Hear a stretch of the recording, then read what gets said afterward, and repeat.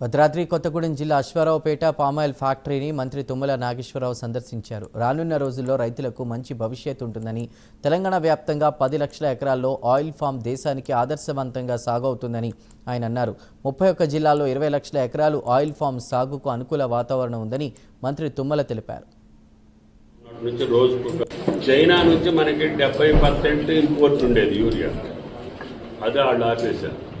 తర్వాత మన రామగుండం మూతపడింది, ఇక్కడ నాగార్జున ఫర్టిలైజర్స్ ఆంధ్రాలో మూతపడింది. నేనేం చేశానంటే గుజరాత్ నుంచి, భోపాల్ నుంచి, వేరే ఫ్యాక్టరీ నుంచి తీసుకొచ్చున్నాం.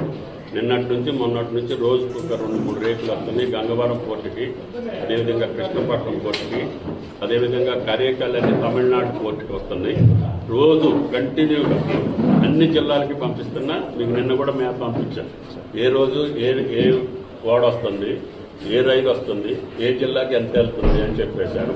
రైతులు ఆందోళన పడాల్సిన పని లేదు. 2 లక్షల టన్నులు ఈ నెలలోనే రావాలి. నాకు వరి పొట్టకొచ్చింది, మొక్కజొన్న కూడా ఇప్పుడే వేస్తాము, పత్తికి కూడా ఇప్పుడే వేస్తాము. తెలంగాణ మొత్తం భూభాగం కూడా వ్యవసాయంలో ఉంది. మిగతా రాష్ట్రాలు ఇంత పూర్తి వ్యవసాయం సెప్టెంబర్లో ఉండదు. ఒక పక్క ఒక వ్యవసాయం ఉంటుంది, ఒక పక్క వ్యవసాయం. కానీ మంది అట్లా కాదు. పత్తి వేసేవాడు పత్తి వేసేవాడు, మొక్కజొన్న వేసేవాడు